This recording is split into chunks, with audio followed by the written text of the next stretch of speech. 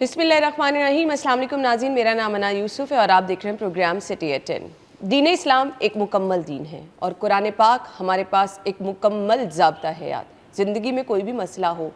किसी भी चीज़ के बारे में आप रहनुमाई चाह रहे हैं, रोशनी चाह रहे हैं, कुछ जानना चाह रहे हैं, अपनी किसी मुश्किल का हल तलाश करना चाह रहे हैं, वो जो हम कहते हैं ना कि दौरे जदीद में ये चीज़ आ गई, ये चीज़ आ गई, जिन चीज़ों की आज साइंस गवाही दे रही है, मिसालें दे रही है, हमारे कुरान पाक ने तो कितने सौ कितने हज़ारों साल पहले उन चीज़ों के बारे में बता दिया। तो बात करने का मकसद सिर्फ ये है कि हमारी आखिरी इस्लामी किताब जिससे हमें मुकम्मल ज़िंदगी के हर पहलू के बारे में रहनुमाई मिलती है, खुशी हो, गम हो, आप किसी चीज़ के बारे में जानना चाह रहे हैं, इल्म हासिल करना चाह रहे हैं, सिर्फ़ कुरान पाक को मुकम्मल तौर पर सही तरीके से पढ़ें, उसका तर्जुमा पढ़ें, उसको जानें और फिर मेरे ख़्याल से आपको ज़िंदगी का कोई ऐसा पहलू नहीं होगा जहाँ से आपको रहनुमाई नहीं मिल सकेगी। आज हम कुरान पाक के मुख्तलिफ़ सूरह मुबारका के हवाले से गुफ्तगू करने वाले हैं। हम अक्सर लोगों को देखते हैं, परेशान रहते हैं, हल चाहते हैं, अल्लाह ताला के नाम कहते हैं कि जी हम कौन सी ऐसी सूरह मुबारका पढ़ें कि हमारा फ़लाँ मसला हल हो जाए, फ़लाँ मसला हल हो जाए। कौन कौन सी सूरह मुबारका की हिस्ट्री क्या है, उनकी अहमियत क्या है, उनको हम किस टाइम पे बेहतरीन कौन सा वक्त है ना, हम कहते हैं अच्छा जी कुरान पाक तो हम हर रोज़ पढ़ते हैं, सूरह यासीन पढ़ने का बेहतरीन वक्त कौन सा, सूरह रहमान पढ़ने का बेहतरीन वक्त कौन सा है। तो आज के प्रोग्राम में हम मुख्तलिफ़ सूरह मुबारका के हवाले से गुफ्तगू करेंगे। हमारे साथ हमारे मेहमान मौजूद हैं। डॉक्टर पीर तारिक शरीफ ज़ादा साहब ने हमें ज्वाइन किया है, सीरत स्कॉलर हैं, अपने प्रोग्राम में खुश आमदीद कहेंगे। अस्सलाम वालेकुम। वालेकुम अस्सलाम वरहमतुल्लाह। डॉक्टर साहब ठीक ठाक है? अल्लाह का बड़ा एहसान, मालिक का। डॉक्टर साहब आज सबसे पहले हम बात करने वाले हैं सूरह फातिहा के हवाले से। कुरान पाक की सबसे पहली सूरह है और मेरे ख्याल से बच्चे बच्चे को याद होती है। अहमियत क्या है इसकी? इसमें रब्बी मोहम्मद करीम अलैहिस्सलातु तस्लीम, सबसे पहले तो यादावरी का शुक्रिया और यकीनन कुरान हकीम के हवाले से ज़िंदगी की किसी भी अंदाज़ में रहनुमाई ली जाए, रोशनी ली जाए, हिदायत ली जाए, ये खैर का बायस है। इस पर बात करना, गौर व फ़िक्र करना एक सआदत का सबब है। अल्लाह ताला आपके और आपके चैनल की तौफ़ीक़ात में हरान बरकतें अता फ़रमाए। कुरान हकीम जो है वो परवरदिगार आलम का कलाम कामिल है। यानी आप इस बात से अंदाज़ा लगाइए कि जहाँ ये दुनिया भर के अंदर सबसे ज़्यादा पढ़ी जाने वाली किताब है, वहीं पर इंसानी तारीख़ के अंदर जितना सहाइफ़ की शक्ल में, इल्हाम की शक्ल में अल्लाह का हिदायतनामा इंसानों तक पहुँचा, उन सारी किताबों में सबसे ज़्यादा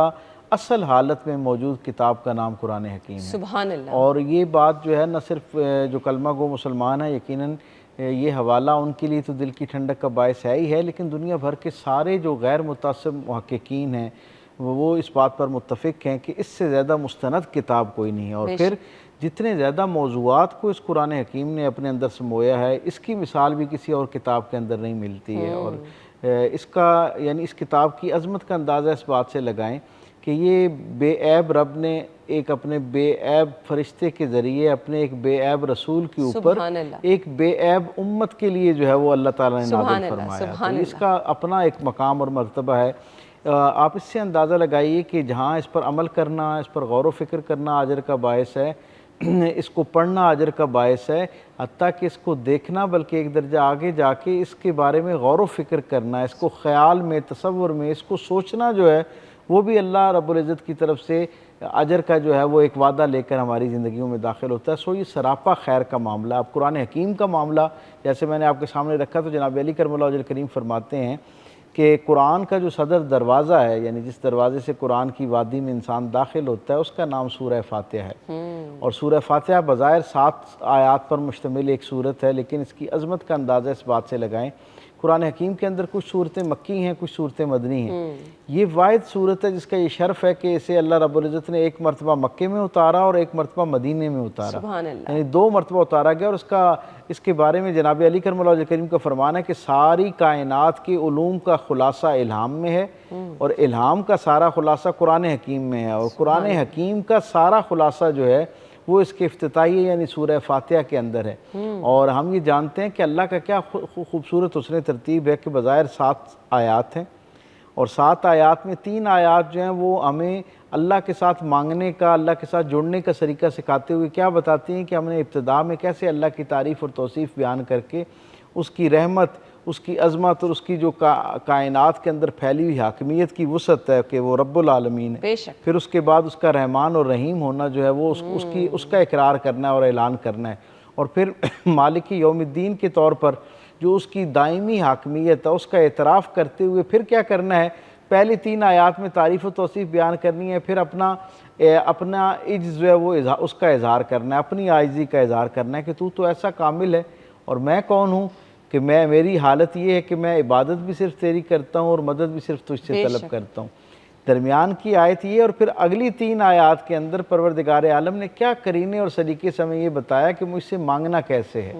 جب آپ پروردگار عالم کی تعریف و توصیف بیان کر لیتے ہیں، اپنی عاجزی کا اظہار کر لیتے ہیں، تو اللہ کی رحمت اب گویا متوجہ ہو جاتی ہے کہ اب اے میرے بندے مجھ سے مانگ تو کیا چاہتا ہے۔ تو پھر کیا مانگنا ہے؟ پروردگار عالم سے ان لوگوں کا ساتھ مانگنا ہے جن کو اللہ نے انعام یافتہ قرار دی ہے،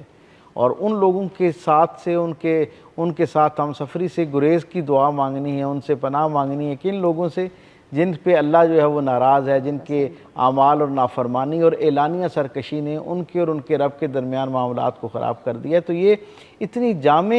یعنی صورت ہے کہ سرکار دو عالم صلی اللہ علیہ وسلم نے اس کو ام القرآن قرار دیا ہے، یعنی یہ جڑ ہے قرآن کی۔ جو آدمی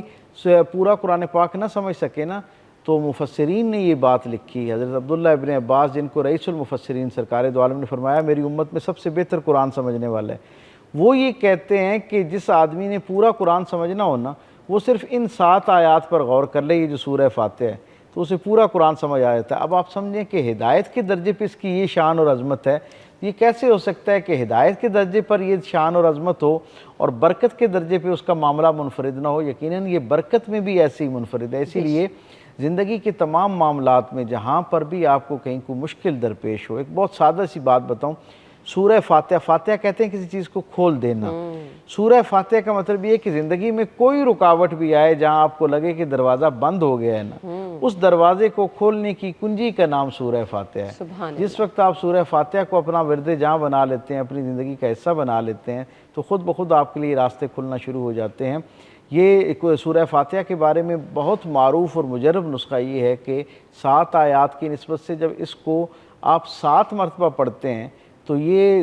آپ کی جسمانی ضروریات کو بھی پورا کرتا ہے، روحانی ضروریات کو بھی پورا کرتا ہے، اور پروردگار عالم کے ساتھ جو تعلق جوڑنے کے حوالے سے آپ کی تیاری اور تربیت ہے اس میں بھی مدد کرتا ہے۔ یعنی دنیاوی معاملات میں بھی فائدہ ہے، صحت کے اعتبار سے، روحانیت کے اعتبار سے بھی آپ کے لیے فائدہ مند ہے، اور پروردگار عالم کے ساتھ جو بطور بندہ میری جو تعلق ہونا چاہیے، یہ جو بار بار شیطان غالب آ جاتا ہے، یہ جو میرے جیسے ہی میں اللہ کی طرف رجوع کرنے لگتا ہوں، عبادت اختیار کرنے لگتا ہوں، تو سب سے پہلے کیا ہوتا ہے، شیطان آ کے میرے اوپر اس کا ایک بوجھ سا محسوس ہونا مجھے شروع ہو جاتا ہے۔ اس سے بچنے کا بھی مجرب نسخہ جو ہے وہ سورہ فاتحہ ہے، کیونکہ یہ افتتاحیہ ہے، یہ ابتدا ہے قرآن کی، گویا اللہ کی ہدایت کی طرف سفر جو ہے اس کا آغاز سورہ فاتحہ ہے۔ تو اسے مستقل جب زندگی کا حصہ بنا لیا جاتا ہے تو برکتیں اور رحمتیں جو ہیں وہ بندے کی طرف متوجہ ہونا شروع ہو جاتی ہیں۔ بے شک۔ تو دیکھیں آپ نے بہت آسان طریقہ بتا دیا ہے ڈاکٹر صاحب نے، کہ آپ نے 7 دفعہ دن میں آپ پڑھ لیں تو آپ کے لیے بہت برکت کا باعث 7 دفعہ صبح اور 7 دفعہ شام کر لیں تو آپ کے سارے معاملات بالکل، اور جو بھی آپ کا پرابلم ہے یا جو بھی آپ چاہتے ہیں، جو بھی آپ کی حاجت ہے، اس کو ذہن میں رکھ کے اگر آپ پڑھیں گے تو انشاءاللہ آپ کی وہ حاجت بھی پوری ہوگی۔ میں یہاں ایک بات اور تیزی سے بیان کرتا جاؤں، جن لوگوں کے ہاں ایسی بیماریاں پائی جاتی ہیں جنہیں ہم عرفیت میں لا علاج کہتے ہیں، یا بہت برسوں سے جن کا علاج نہیں ہو رہا، آپ یہ طے کر لیں کہ کچھ وقت کے لیے آپ نے صرف ان کو سورہ فاتحہ کا 7 مرتبہ پڑھا ہوا جو پانی ہے نا، جو چیز بھی ان کے انٹیک میں شامل ہے، وہ یعنی پانی کی شکل میں ہے یا کسی جیسے خوراک ہے اس کی شکل کے اندر ہے، ایک ڈراپ اس پانی کا جس پر آپ نے 7 مرتبہ سورہ فاتحہ پڑھ رکھی ہے، اس کا ایک ڈراپ ہر انٹیک کے ساتھ شامل کریں۔ آپ دیکھیں گے کچھ دنوں کے بعد اگر وہ بیماری روحانی نوعیت کی ہے، جسمانی نوعیت کی ہے یا نفسیاتی نوعیت کی ہے، تینوں درجوں پر سورہ فاتحہ کا جو کمال ہے، اس کا جو معجزہ ہے وہ آپ کو ظاہر ہونا شروع ہو جائے گا۔ سبحان اللہ جی۔ ہم گفتگو کا سلسلہ آگے بڑھائیں گے اور ہم نے قرآن پاک کی دوسری سورہ مبارکہ کے حوالے سے بھی گفتگو کرنی ہے۔ بریک لے لیتے ہیں، بریک کے بعد آتے ہیں، ہمارے ساتھ رہیے۔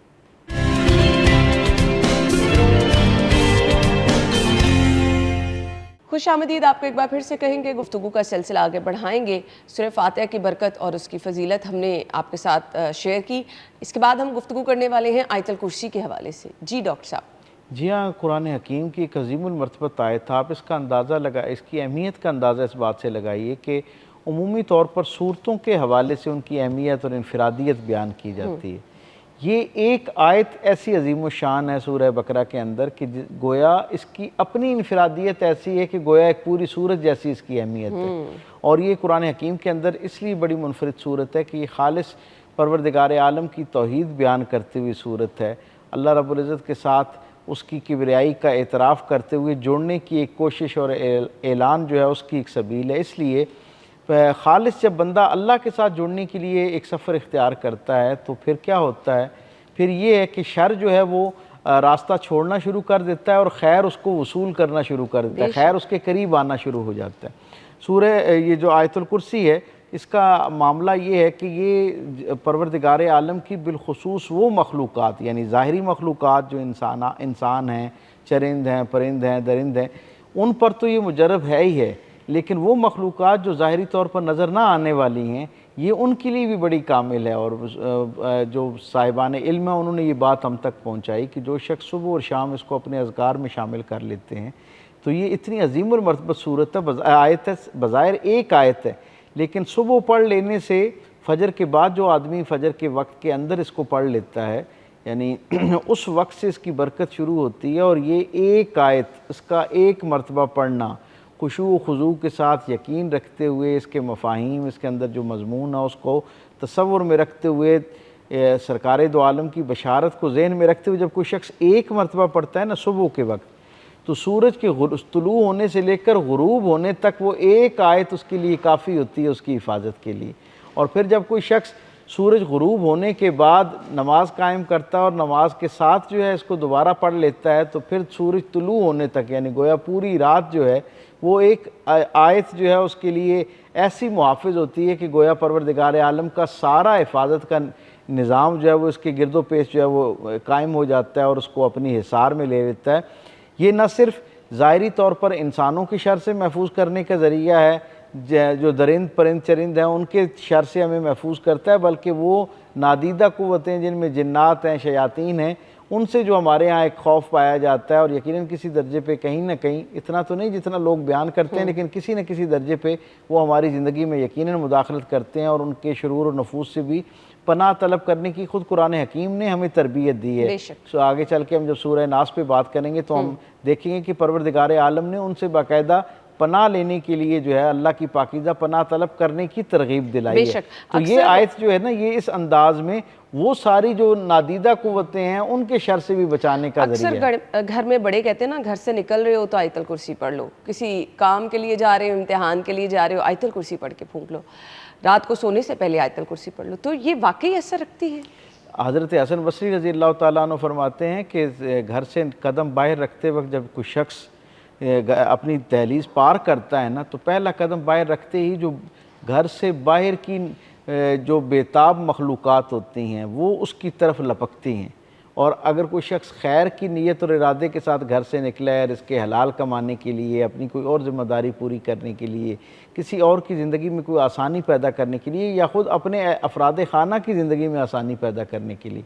اس نیت اور جذبے کے ساتھ جب کوئی شخص باہر نکلتا ہے تو ساری جو نیگیٹو فورسز ہیں نا وہ الرٹ ہو جاتی ہیں اور وہ کہتے ہیں کہ اس بندے کو اس خیر سے روکو، کیونکہ اللہ کے ہاں یہ جو گھر سے نکل کے مشقت کرنا ہے رزق حلال کے لیے، لوگوں کی زندگیوں میں آسانی پیدا کرنے کے لیے، اپنے افراد خانہ کی زندگیوں میں راحت پیدا کرنے کے لیے، تو یہ اللہ کو بہت پسند ہے۔ تو اس نسبت سے یہ بندہ اللہ کے بہت قریب ہو جائے گا، تو وہ ساری نیگیٹو فورسز اس کے قریب آنا شروع ہو جاتی ہیں۔ لیکن جیسے ہی کوئی شخص ایک مرتبہ آیت الکرسی کو پڑھتے ہوئے گھر سے باہر قدم رکھتا ہے اور بسم اللہ توکلت علی اللہ پڑھ کے لا حول ولا قوت الا باللہ العلی العظیم پڑھتے ہوئے گھر سے باہر نکلتا ہے تو اس کی برکت اور فیض یہ ہوتا ہے کہ وہ ساری جو نادیدہ ناپسندیدہ قوتیں ہیں گویا ان سے اس کا ایک حجاب قائم ہو جاتا ہے اور وہ اس سے ڈسٹنس پہ آنا شروع ہو جاتی ہیں۔ اور حضرت حسن بصری نے اپنے ایک شاگرد سے یہ بات کہی، انہوں نے کہا کہ یہ ایسے ہو جاتا ہے، اس نے کہا کہ میں ایک دفعہ پڑھوں گا تو میں اتنا محفوظ ہو جاؤں گا، تو انہوں نے کہا کہ کیا تم والدین سے یہ توقع کر سکتے ہو کہ ایک ایسا بچہ جس نے اپنے آپ کو والدین کی آغوش میں دے دی ہے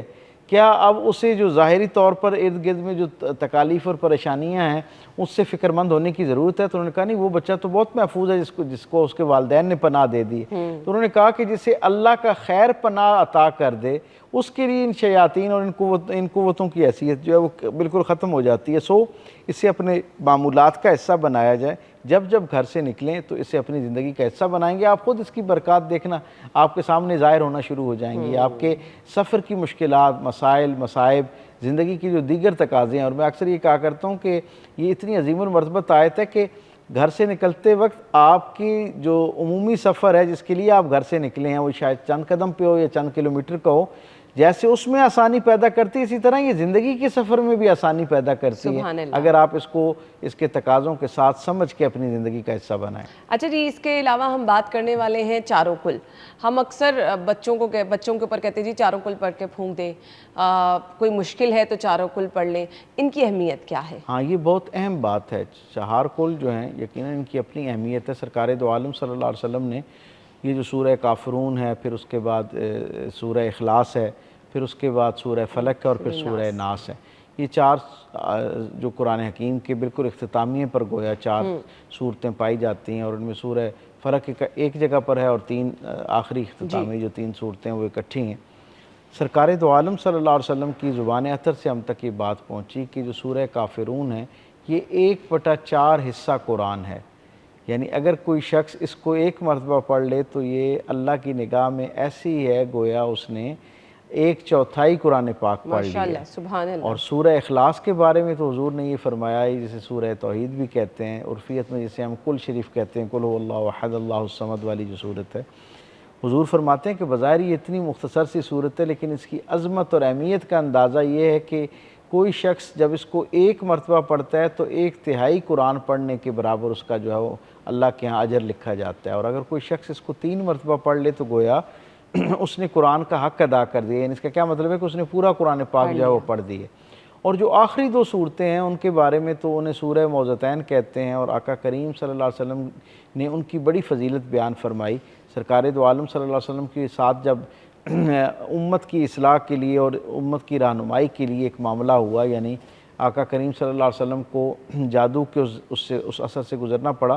تو آقا کریم پر تو الحمدللہ اس کا اس طرح اثر نہیں ہوا، لیکن امت کو ایک بہت بڑا سبق ملا. اور میں سمجھتا ہوں کہ میرے کریم آقا کی دیگر شفقتوں کے ساتھ ساتھ ایک شفقت یہ بھی ہے کہ حضور نے اپنے جسم عطر پر وہ ایک مشقت برداشت کی، اور اس کی برکت سے پروردگار عالم نے اس کی نسبت سے امت کو یہ حفاظت کا ایک خوبصورت نظام عطا کر دیا. یہ 2 صورتیں عطا کی. حضور کا اپنا یہ معمول تھا. حضرت عائشہ صدیقہ رضی اللہ تعالیٰ عنہ سے یہ روایت ہے، اور حضور کی ان کے علاوہ 2 ازواج سے بھی یہ بات ہم تک پہنچتی ہے کہ حضور رات کو سونے سے قبل اپنے دونوں ہاتھ آپس میں ایسے جوڑتے، جیسے یہ 2 ہتھیلیاں میں نے جوڑی ہیں اس طرح جوڑتے، اور ان کے اوپر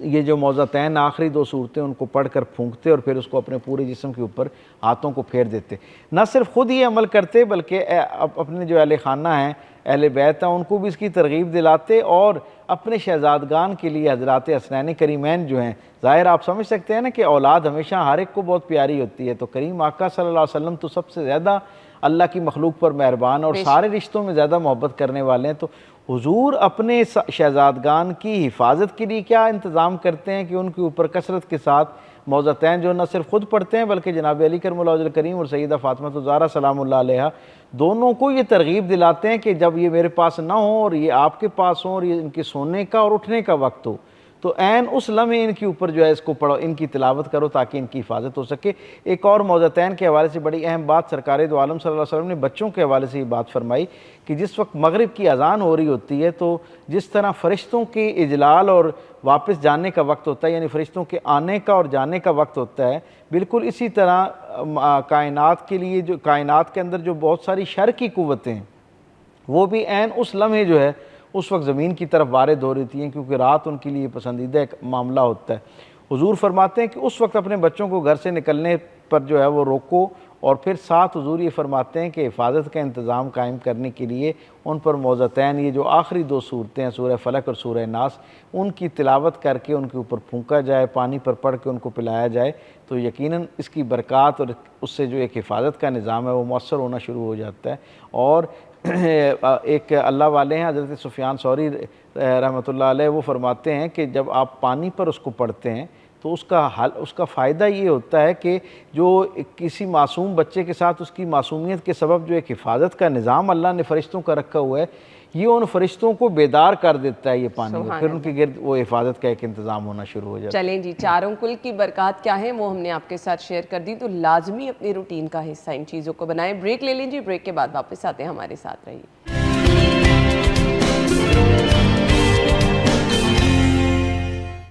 خوش آمدید، آپ کو ایک بار پھر سے کہیں گے، گفتگو کا سلسلہ آگے بڑھائیں گے۔ سورہ یاسین جسے قرآن پاک کا دل کہا جاتا ہے،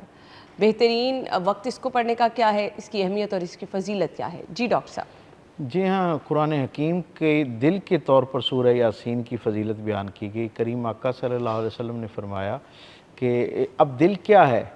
قلب القرآن اس کو حضور نے فرمایا۔ عربی میں بھی، عام عرفیت میں بھی ہم سمجھتے ہیں کہ دل جو ہے وہ انسانی جسم میں بڑی اہمیت رکھتا ہے۔ عربی میں قلب جو ہے اس کا تصور یہ ہے کہ ایک ایسا سورس جس کی بنیاد پر زندگی کسی چیز کے اندر قائم رہتی ہے، یعنی گویا قرآن حکیم کی وہ جو کے اندر جو ایک روح ہے نا، اس کا نام سورہ یاسین ہے۔ اور سرکار ختمی مرتبہ صلی اللہ علیہ وسلم نے فرمایا کہ اس سے جو ہے وہ اپنے زندوں کو بھی برکت پہنچاؤ، اور جو دنیا سے جانے والے ہیں ان کے لیے بھی راحت کا ذریعہ، ان پر بھی اس کو پڑھو تاکہ ان کا اس کے بعد کا جو سفر ہے اس کو بھی وہ آسان ہونا شروع ہو جائے۔ اور حضرت شیخ عبد القادر جیلانی علیہ رحمہ فرماتے ہیں کہ یہ ایک ایسی عظیم الشان صورت ہے جسے قرآن کا دل قرار دیا گیا کہ یہ جس طرح زندوں کے لیے مفید ہے، اسی طرح سفر آخرت پر جو لوگ تیار ہیں، یعنی نزع کی حالت میں ہیں اور دنیا سے چلے گئے ہیں، وہ ان دونوں حالتوں میں بھی اتنی ہی مفید ہے، تو اسے مستقل اپنی زندگی کا حصہ بنانا چاہیے۔ پھر یہ قرآن کے نور کو انسانی جسم میں استقرار، یعنی اس کو ٹھہرانے کا ذریعہ ہے، یعنی جو آدمی جس کی قرآن سے رغبت نہیں قائم ہو پاتی، قرآن کے مفاہیم اس پر نہیں کھلتے، قرآن حکیم کے اندر جو اللہ کی منشا اور مقصود ہے وہ سمجھتا ہے کہ شاید مجھ پر یہ بوجھل ہے کلام، اسے چاہیے کہ وہ کثرت کے ساتھ سورہ یاسین پڑھنا شروع کرے۔ یہ دل کی، کیونکہ اسے قرآن کا دل قرار دیا گیا ہے، تو یہ حقیقت میں مردہ دلوں کو زندہ کرنے کی ایک علامت ہے۔ جو لوگ عمومی ہمارے نوجوانوں میں یہ سوال اکثر ہم سے پوچھا جاتا ہے کہ جی کیا صورت ایسی ہو سکتی ہے؟ ہمارا دل کرتا ہے جب ہم اچھی خیر کی بات سنتے ہیں یا مخصوص ایام آتے ہیں اور ان کے بارے میں ان کی عظمت کا ہم تک ایک تصور قائم ہوتا ہے، تو ہمارا دل کرتا ہے کہ ہم دین کے ساتھ جڑیں، قرآن کو سمجھنا شروع کریں، لیکن تعلیمات جو ہے نا ان کو اس طرح اڈاپٹ کرنا ہمارے لیے ذرا مشکل ہو رہا ہوتا ہے۔ تو وہ دل کا جو بوجھ ہے نا، اس کو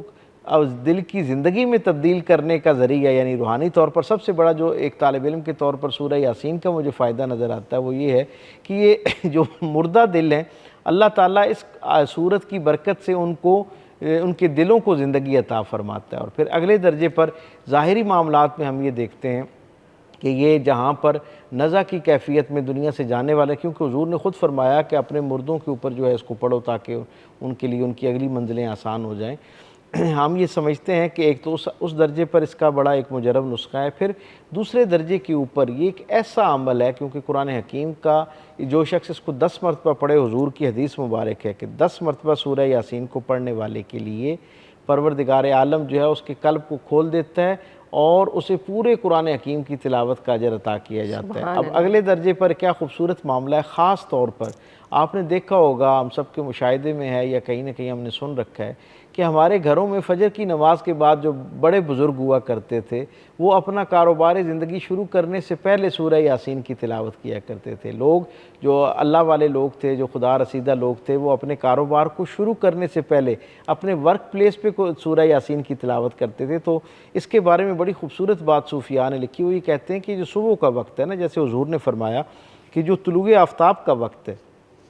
آسمان سے 10 دروازے ہیں جہاں سے انسانوں کے لیے رزق فراہم کیا جاتا ہے، اس دن کا رزق آتا ہے۔ اور حضور فرماتے ہیں کہ 10 کے 10 دروازے وہ جو سورج یعنی نماز کے وقت سے لے کے اشراق تک کا جو وقت ہے اس میں یہ 10 دروازے کھلتے ہیں،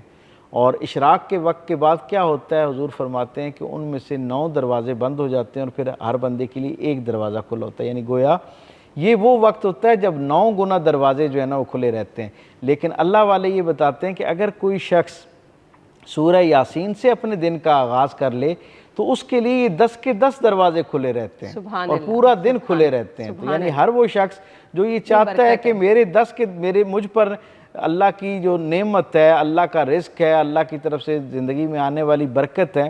اس کے 10 دروازے سارا دن کھلے رہیں، وہ اپنے دن کا آغاز سورہ یاسین کے ساتھ کریں۔ سبحان اللہ، یہ اس کی فضیلت اور عظمت ہے، ایسے زندگی کا حصہ سبحان اللہ، بنانا چاہیے۔ سبحان اللہ۔ سورہ رحمان کے حوالے سے ہم گفتگو کریں گے۔ سورہ رحمان کو زینت القرآن کہا گیا، یعنی آپ خود تصور کریں کہ قرآن سراپا زینت ہے، سراپا حسن ہے، اپنے الفاظ میں بھی، ان کی ادائیگی میں بھی، ان کی حسن ترتیب میں بھی، اور معنوی طور پر بھی، یعنی اپنے معنی اور جو مطالب ہیں، مفہوم ہے، اس میں بھی وہ سب سے زیادہ حسین ہے، سب سے حسین کلام ہے۔ اب آپ خود تصور کریں کہ اس حسین کلام کا جو حسن کہلا رہا ہوگا وہ خود کتنا اعلیٰ عرفہ کلام ہوگا۔ سبحان اور پھر ہم جانتے ہیں، ہم میں سے شاید ہی کوئی ایسا آدمی ہو جو اس خوبصورتی سے واقف نہ ہو، اس کے اس منفرد اعجاز سے واقف نہ ہو کہ جس حسن ترتیب کے ساتھ اسے پڑھتے وقت ایک کیفیت طاری ہوتی ہے، اس کا کوئی نعم البدل۔ اور دیکھیں اس سورت کا ایک منفرد اعجاز یہ ہے کہ اس کے اندر پروردگار عالم نے ڈیفرنٹ ڈائمنشن سے بظاہر اپنی نعمتوں کا تذکرہ کیا ہے، لیکن حقیقت میں کیا ہے، وہ کہنا کیا چاہتا ہے، مقصود کیا ہے، یہ اتنی خوبصورت انداز میں اپنی نعمتوں کا تذکرہ کرنا اصل میں مجھے اور آپ کو اللہ اپنے ساتھ جوڑنے کے لیے اس انداز میں اس کو بیان کر رہا ہے۔ اللہ چاہتا ہے میرا بندہ اتنی خوبصورت ترتیب میں یہ جو قرآن کا اعجاز ہے اس سے مستفید ہو اور اپنا دل اس کے ساتھ جوڑے۔ جب وہ میری نعمتوں کے ہونے اور اس کے احساس کے ساتھ خود کو جوڑے گا تو خود بخود اگلے درجے پر مجھ سے جوڑنا شروع ہو جائے گا۔ تو یہ اس کی عظیم الشان ایک فضیلت ہے، برکت ہے۔ اور سچی بات یہ ہے کہ یہ جو لوگ یہ سمجھتے ہیں کہ ان کو پروردگار عالم سے یعنی تصور قائم کیے بغیر، دعا کے لیے ہاتھ اٹھائے بغیر جو وہ چاہتے ہیں ان کو ملنا شروع ہو جائے، وہ اسے اپنے وظیفے کے طور پر بنا لیں۔ یعنی سورہ رحمان کا یہ ایک اعجاز ہے کہ جب کوئی آدمی اس کا عامل ہو جاتا ہے، اسے مستقل اپنی زندگی کا حصہ بنا لیتا ہے تو اس کی دعائیں مختصر ہونا شروع ہو جاتی ہیں، اس کی دعا سراپا شکر میں تبدیل ہو جاتی۔ مطلب کیا، وہ جو تصور کر رہا ہوتا ہے دعا کے الفاظ اور کالم میں ڈھالنے سے پہلے اللہ اس صورت کی برکت سے اس تک پہنچا رہا ہوتا ہے، اسے اس کی دعا پھر سوائے شکر کے اور کچھ نہیں رہ جاتی۔ تو جو شخص یہ چاہتا ہے کہ زندگی کے سارے آنے والے ممکنہ جو مسائل ہیں ان سب کا حل اس کی زندگی میں اس کے مانگے بغیر پہنچنا شروع ہو جائے اور آسانی کے ساتھ اور فوراً پہنچنا شروع ہو جائے اور بر وقت پہنچنا شروع ہو جائے، وہ سورہ رحمان کو مستقل اپنا وظیفہ بنا لے۔ سورہ رحمان یا پھر قرآن پاک کی دوسری صورتیں، جتنا ہم پڑھ کے جتنا ثواب ہے، کیا سننے کا بھی؟ کیونکہ آج کل ہم کہتے ہیں کہ جی آپ گاڑی میں جا رہے ہیں تو اس کو غور سے سن لیں، گھر میں ٹی وی پہ آپ غور سے ترجمے کے ساتھ سن لیں، اتنا ہی ثواب ہے کہ پڑھنے کا؟ یہ جو سورہ رحمان ہے اس کی برکت اور فضیلت جس طرح میں نے عرض کی کہ یہ اپنے اندر جیسے ایک صوتی حسن رکھتی ہے، اس نے اب انسانی روح سے ایک درجہ آگے جا کر انسانی جسم پر بھی اس کے جو مثبت اثرات ہیں ان کا دنیا نے اعتراف کرنا شروع کر دی ہے۔ اور ہم یہ دیکھتے ہیں کہ سورہ رحمان جو ہے وہ دل کے امراض کے لوگوں کے لیے بھی جو ہے وہ بڑا ایک مجرب نسخہ ہے، اور پھر اس سے ایک درجہ آگے جا کے وہ لوگ جو نفسیاتی مسائل کا شکار ہو جاتے ہیں ان کے لیے بھی سورہ رحمان ان کی الائنمنٹ کے لیے ایک خوبصورت جو ہے وہ اللہ کی طرف سے قرآن حکیم کے اندر تحفہ ہے، جو لوگ اسے مستقل اپنے معمولات کا حصہ بناتے ہیں۔ اچھا، جو لوگ پڑھ سکتے ہیں یقیناً ان کے لیے تو اس کی اہمیت ہے ہی ہے، جو نہیں پڑھ سکتے ان کے لیے سن لینا بھی جو ہے وہ بڑا ایک میں سمجھتا ہوں کہ فضیلت کا باعث ہے۔ اور آپ دیکھیں کہ بہت سارے ICUs کے اندر ہمیں CCUs میں ایسے پیشنٹس نظر آتے ہیں کہ جو جب پہلی مرتبہ قرآن سورہ رحمان سن رہے ہوتے ہیں تو اس وقت وہ اپنی آنکھ سے بھی جنبش نہیں کر پا رہے ہوتے، لیکن پھر کچھ وقت کے بعد ہم دیکھتے ہیں کہ اللہ تعالیٰ اس اپنے مقدس کلام کی برکت سے ان کے اندر ایسی توانائی پیدا کرنا شروع کرتا ہے کہ کچھ وقت کے بعد پھر وہ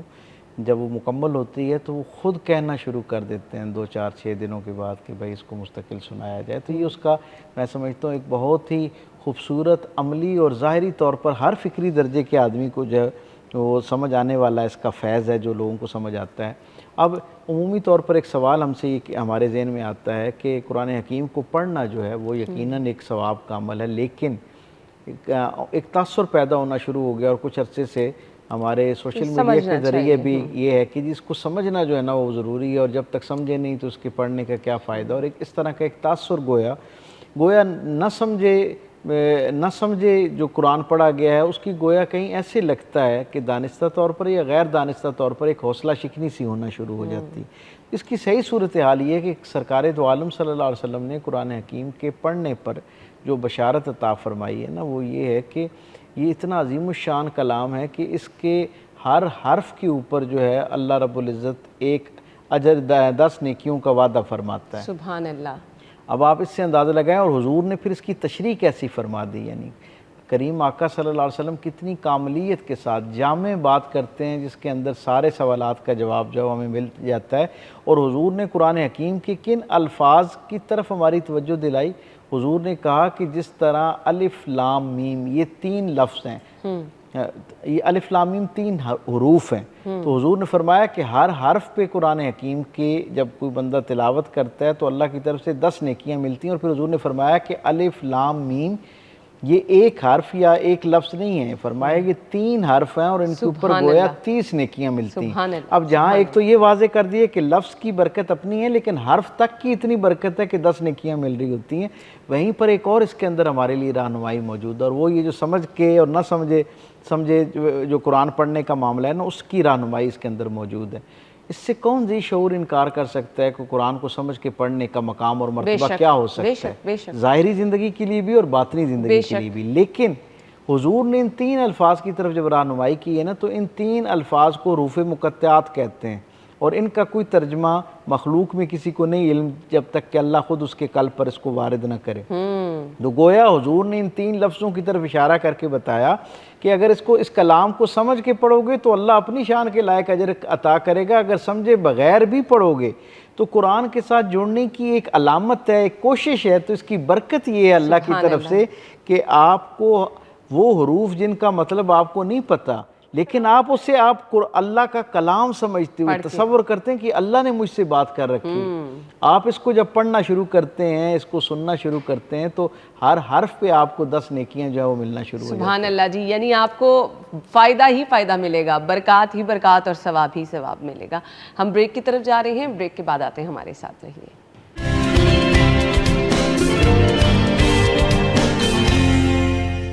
ایک بار پھر سے آپ کو خوش آمدید کہیں گے، اور اب ہم بات کرنے والے ہیں سورہ کہف کی فضیلت کے حوالے سے۔ جی ڈاکٹر صاحب۔ سورہ کہف سرکار دو عالم صلی اللہ علیہ وسلم نے، ویسے تو قرآن کا کوئی حصہ بھی ہو اس کا پڑھنا جو ہے وہ اپنے اندر ایک خیر و برکت کا خزانہ رکھتا ہے۔ ظاہری زندگی کے حوالے سے بھی قرآن جو ہے نا، یہ قرآن کامل ہے، اللہ کا کامل کلام ہے، اور اس کے دیگر معجزات اور خصوصیات انفرادیتوں میں سے ایک انفرادیت یہ ہے کہ جس طرح یہ ظاہری زندگی میں میرے اور آپ کے لیے خیر و برکت کا ذریعہ بنتا ہے، فکری زندگی میں روشنی کا ذریعہ بنتا ہے، اسی طرح روحانی زندگی میں بھی یہ روشنی کا ذریعہ اور وسیلہ بنتا ہے۔ خشک و تر میں انسان کی کوئی حاجت ایسی نہیں ہے جس پر یہ قرآن رہنمائی نہ کرتا ہو، تو یہ اتنا کلام کامل ہے۔ ہمارا المیہ یہ ہے کہ ہم نے عقیدت کے نام پہ، ادب کے نام پر اس کی بہت، جسے کہتے ہیں نا، تقدس تو الحمدللہ ہمارے ہاں پایا جاتا ہے، لیکن اس تقدس نے کہیں ہمارے اور اس کے درمیان ایک دوری پیدا کر دی۔ اور تصور کریں نا، علامہ اقبال علیہ رحمہ کے والد نے جب انہیں قرآن پڑھنے کے لیے کہا تو کیا خوبصورت بات کی، انہوں نے کہا اس کو عام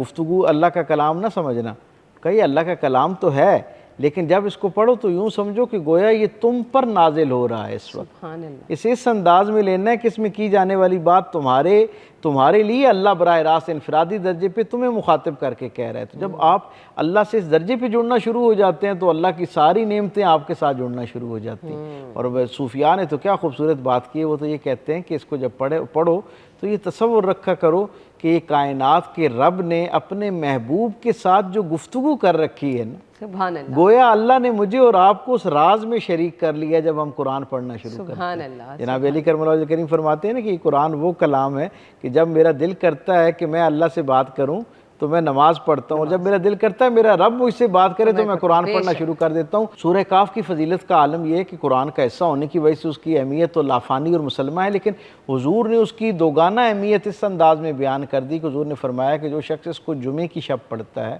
اللہ اگلے جمعے تک اس کے لیے نور لکھ دیتا ہے۔ اور پھر حضور نے فرمایا کہ وہ جو دجال کا آنا ہے، جو انسانی تاریخ کا نہیں، اس کائنات کی تاریخ کا سب سے بڑا فتنہ ہے، سرکار ختمی مرتبت فرماتے ہیں کہ اس سے حفاظت کا ذریعہ یہ ہے کہ جو شخص سورہ کہف کو پڑھنا شروع کر دے گا، اللہ رب العزت اس کے لیے الگ سے دجال سے بچنے کا ایک حفاظت کا نظام جو ہے وہ مرتب کرنا شروع کر دے گا۔ تو اس کا یہ ایک فیض اور ایک برکت ہے۔ سبحان اللہ۔ سورہ ملک کی اہمیت اور فضیلت، بہت سادہ سی بات کریم آقا صلی اللہ علیہ وسلم نے فرمایا کہ اسے اپنی زندگی کا، اپنے معمولات کا حصہ بناؤ، کہ یہ قبر کے اندر روشنی کا ذریعہ بنتی ہے. جو شخص اس کو مستقل پڑھنا شروع کرتا ہے اپنی زندگی کا معمول بناتا ہے, اور جب پہلی رات اس کی اس دنیا سے اس دنیا میں پہنچتی ہے, گویا قبر میں جب پہلی رات اس کی ہوتی ہے تو اس وقت کیونکہ وہ تلاوت نہیں کر رہا ہوتا, تو عین اس لمحے اس کے قبر کے اندر روشنی کا ذریعہ بنتے ہوئے ایک نور داخل ہوتا ہے, اور وہ بندہ حیرت سے اس سے پوچھتا ہے, اس نور سے مخاطب کر کے, کہ اس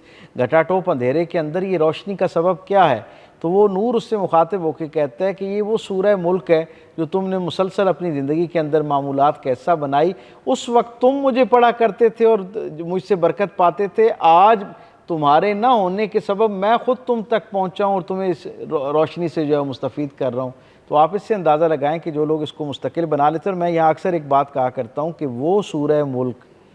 جو مرنے کے بعد قبر میں اتنی روشنی پیدا کر سکتی ہے, کاش میں اور آپ اس کو اس کے حق کے ساتھ پڑھنا شروع کر دیں تو اس دنیا کو کتنا روشن کر سکتی ہے. بے شک، یہ جو پڑھتا ہے اور سمجھتا ہے وہی اس سے مستفید ہو سکتا ہے. بہترین وقت کون سا ہے اس کو پڑھنے کا؟ سورہ ملک کو رات کی تاریکی میں پڑھنے کا زیادہ جو ہے وہ ترغیب دلائی گئی. سرکار دو عالم کا بھی معمول یہ تھا کہ بعض اوقات مغرب کی نماز کے بعد اور بعض اوقات عشاء کی نماز کے بعد سرکار دو عالم صلی اللہ علیہ وسلم جو ہے وہ سورہ ملک کو پڑھتے تھے. ٹھیک ہو گیا جی, ہم نے وائنڈ اپ کی طرف جانا ہے, لیکن اس سے پہلے سورہ واقعہ کی اہمیت پہ روشنی ڈال دیں, پھر ہم وائنڈ اپ. سورہ واقعہ بھی قرآن حکیم کی ایک عظیم الشان صورت ہے, اور اس کے معاملے میں یعنی یہ قرآن حکیم کا ایک اعجاز ہے کہ قرآن حکیم کے جو صورتوں کے اپنے مفاہیم ہیں نا, انسانی زندگی میں جیسے فکری سطح پر بہت سارے سوالات کا حل اس کے اندر موجود ہوتا ہے, اسی طرح جن واقعات, موضوعات اور اشاروں کو قرآن حکیم استعارے کے طور پر اپنی صورتوں کے اندر جگہ دیتا ہے, ان کو عزت عطا کرتا ہے, جب وہ حالات, واقعات اور الجھنیں ہماری زندگی کے اندر آنا شروع ہوتی ہیں تو قرآن حکیم کی وہ آیات روشنی کرتے ہوئے اس پر ہمیں فکری طور پر بھی رہنمائی عطا کرتی ہیں اور برکت کی شکل میں آسانیاں بھی عطا فرماتی ہیں. سورہ واقعہ کے اندر مکمل ایک حفاظت کا انتظام موجود ہے, اور اس کے بارے میں بڑی معروف ایک بات ہے جو میں بتاتا چلوں کہ یہ وہ صورت ہے کہ جس کے بارے میں آپ کے دل کے اندر خیر کا خیال پیدا ہوتا ہے. حضرت علی کرم اللہ وجہ الکریم نے حضرت حسن بصری کو سورہ واقعہ پڑھنے کے لیے کہا, انہوں نے کہا اس کا فائدہ, تو آپ نے فرمایا کہ نہ صرف یہ تمہارے لیے فائدہ رساں ہے بلکہ جس کے لیے تمہارے دل میں خیر کا خیال آتا ہے ان سب تک اس کا فائدہ پہنچنا شروع ہو جاتا ہے. یعنی اس کا کیا مطلب ہے, پڑھتا گھر کا ایک فرد ہے لیکن اس کی برکت سے جتنے محبت کے اس کے رشتے ہیں, قربت کے رشتے ہیں, بہن بھائیوں کی شکل میں, اولاد کی شکل میں, والدین, دوست احباب, جاننے والے, ان سب تک اس کا خیر جو ہے وہ پہنچنا شروع ہو جاتا ہے. سبحان اللہ. تو آپ یہاں سے اندازہ اس کی اہمیت کا لگا سکتے ہیں. ڈاکٹر صاحب آپ کے وقت کا بہت بہت شکریہ. ناظرین آپ ہمیں اجازت دیجیے. اللہ حافظ.